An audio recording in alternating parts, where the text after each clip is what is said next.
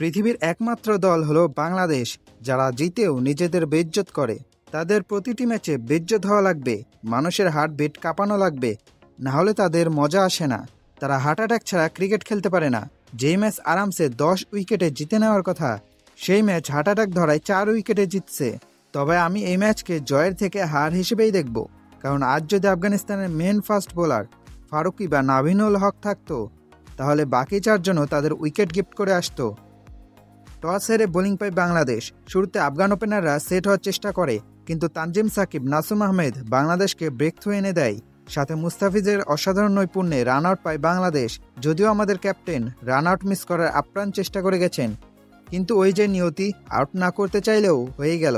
পাওয়ার প্লেতে আফগানরা চাপে পড়ে যায়। তারপর গুরবাজের ছোট ইনিংস আর মোহাম্মদ নাবির দুর্দান্ত ফিনিশিং আফগানিস্তানকে ম্যাচে রাখে। তাসকিন আহমেদকে 3টা 6 মারছে নাবি, একটা 6 স্টেডিয়ামের বাইরে গিয়ে পড়ছে।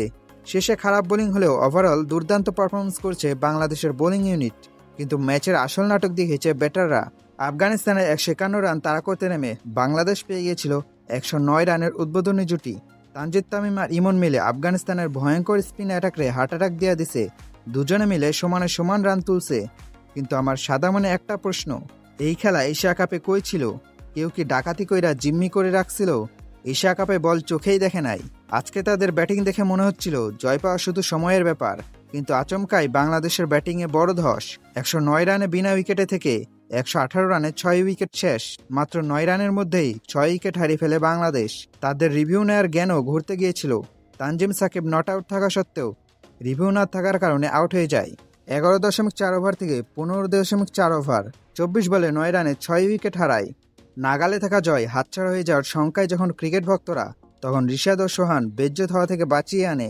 সপ্তম উইকেটে নুরুল হাসান ও রিশাদ হোসেন 18 বলে 35 রান তুলে 8 বল হাতে রেখেই দলকে লক্ষ্যে পৌঁছে দেন। যদি কেউ এই নাটক মিস করে থাকে, তাহলে সে সুস্থ অবস্থায় আছে। আর যারা খেলা দেখছে, তাদের জন্য দোয়া আর সহানুভূতি ছাড়া কোনো উপায় নাই। এই জয় বাংলাদেশের লাভের চেয়ে ক্ষতি বেশি, কারণ বড় টুর্নামেন্টে এই সিচুয়েশনে থেকে ম্যাচ জেতা অসম্ভব।